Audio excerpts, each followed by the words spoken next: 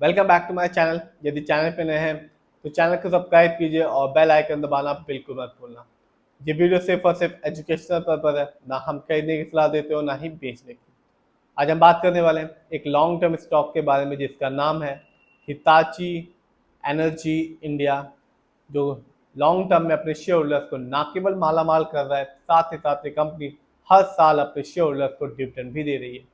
सबसे पहले बात की जाए इस कंपनी के बारे में तो कंपनी बिजनेस में टेक्नोलॉजी बेस्ड कंपनी है और आज के दिन यानी कि 30 जुलाई 2025 को इस कंपनी के शेयर प्राइस है 20,825 रुपीज और आज भी इस कंपनी ने अपने शेयर होल्डर्स को 5.23% के रिटर्न निकाल के दिया। बात की जाए लॉन्ग टर्म की यानी एक साल की तो यहाँ भी इस कंपनी ने अपने शेयर होल्डर्स को बिल्कुल निराश नहीं किया। एक साल में इस कंपनी ने अपने शेयर होल्डर्स को 73.76% के रिटर्न निकाल के दिया। यानी कि आज से ठीक एक साल पहले इस कंपनी का शेयर प्राइस था 11,872 रुपीज।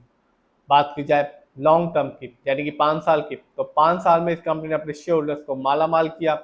इस कंपनी ने 5 साल में 2249% का रिटर्न निकाल के दिया। यानी कि आज से ठीक 5 साल पहले इस कंपनी का शेयर प्राइस था 888 रुपीज, जो आज के दिन यदि आप खरीदने चाहते हैं तो आपको मिलेगा 20,825 रुपीज का। बात की जाए और देखा जाए इस कंपनी के एक साल के स्टॉक के परफॉर्मेंस को तो एक साल में इस कंपनी का हाईएस्ट शेयर प्राइस गया 21,350 रुपीज, जबकि एक साल में इस कंपनी का लो शेयर प्राइस रहा 8,801 रुपीज। जानते हैं इस कंपनी कुछ इवेंट्स को तो आने वाली 13 अगस्त 2025 को ये कंपनी अपने शेयर होल्डर्स को डिविडेंड देने वाली है, हर एक शेयर के बदले में 6 रुपए का। सिर्फ इतना ही नहीं, यदि हम पिछले साल देखें तो पिछले साल भी इस कंपनी ने अपने शेयर होल्डर्स को डिविडेंड दिया था, हर एक शेयर के बदले में 4 रुपए का। तो कंपनी न केवल अपने शेयर होल्डर्स को लॉन्ग टर्म में एक अच्छा खासा रिटर्न निकाल के दे रही है, साथ ही साथ डिविडेंड भी दे रही है। बात की जाए और देखा जाए इस कंपनी के कुछ फंडामेंटल्स को तो कंपनी का मार्केट कैप अच्छा खासा है 88,256 करोड़। ये कंपनी लार्ज कैप की कंपनी है और लार्ज कैप की कंपनी का मार्केट कैप होता है 7,000 करोड़ से लेके 20,000 करोड़ या उससे ऊपर का। इस कंपनी का पीबी रेशियो है 20.94। शेयर मार्केट में किसी कंपनी का पीबी रेशियो अच्छा कहलाता है 1 या तो बिलो 3।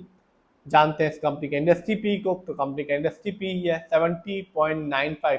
शेयर मार्केट में किसी भी कंपनी का इंडस्ट्री पी अच्छा कहलाता है 20 से लेकर 25 के बीच में।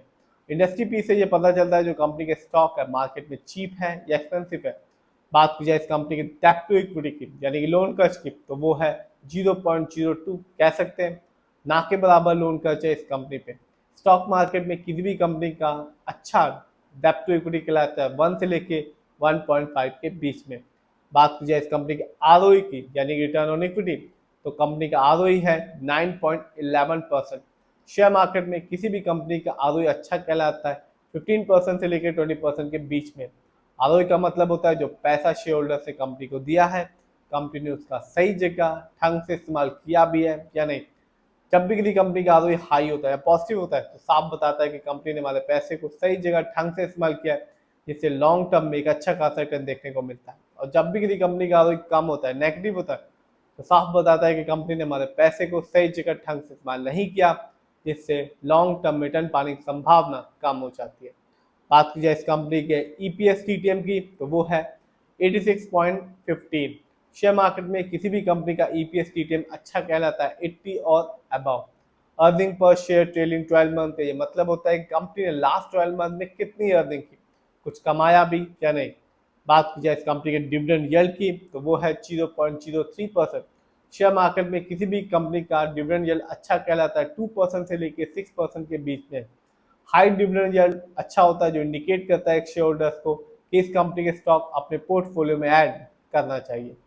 बात की जाए इस कंपनी के फाइनेंशियल कंडीशन की, यदि हम देखें तो मार्च क्वार्टर में इस कंपनी का रेवेन्यू रहा 1922 करोड़। यदि ईयरली देखें तो 2025 में इस कंपनी का रेवेन्यू रहा 6442 करोड़।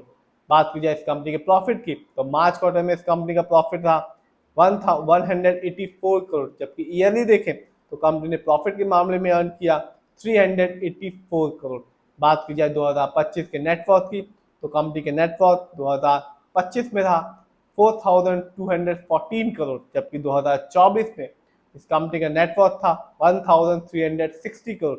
जानते हैं इस कंपनी के शेयर होल्डिंग पैटर्न को, तो साफ है प्रमोटर यानी कि इस कंपनी के ओनर्स का पैसा सबसे ज्यादा लगा हुआ है, जिसका परसेंटेज है 71.31%।